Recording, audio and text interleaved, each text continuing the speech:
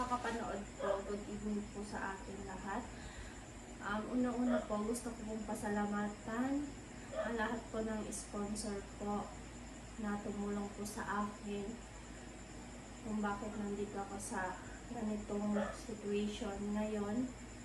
At lalong-lalo na po kila Kuya Noli, sa Team Paway po.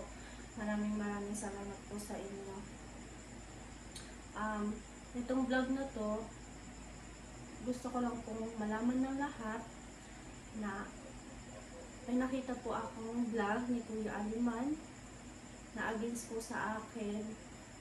So ayun, sasagutin ko na po kayo sa inyo na rason po kung bakit hindi ako nagbukas ng pinto. Napag-usapan po namin dati yan, nakasama po ang team. Kuya, alam mo at alam ng Team Paway ang issue natin. Sasabihin ko lang po sa makakapanood nito para alam niyo po talaga ang kasagutan doon sa pagpunta nila Kuya na hindi ko nga binuksan. Masasagot ko na po ngayon. Sana po maintindihan niyo ako kung ano po naging desisyon ko. At sana matanggap po ng lahat.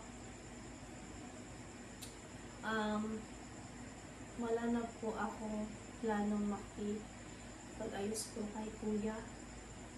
Yun na po yung naging desisyon ko po. Dati pa, nag-usap po kami ni Kuya. Walang camera, walang vlog po. As in, sinabi ko talaga personally sa kanya yon, Kuya, sabihin ko lang po sa'yo, good lang po tayo, pero hindi na po tayo close. Ito po kasi bilang isang babae po kasi, hindi madaling kalimutan lahat na yon, yung issue po namin ni Kuya. Hindi mo Kuya alam kung gaano ako nasaktan nun, kung gaano ako naapektuhan.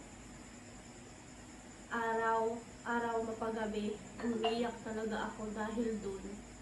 Sana po maintindihan ng ibang viewers. Yun lang po, sana po maintindihan nyo yung naging desisyon ko ngayon. At ayun nga, wala na akong masasabi. At yun, gusto ko lang po ipaalam sa lahat na yun na po yung kasagutan ko. Sinagot ko lang po yung dapat na kasagutan doon. Ayun po, mag-iingat po kayo palagi. Ayun po, God bless po sa inyong lahat. Ayun po, bye-bye po.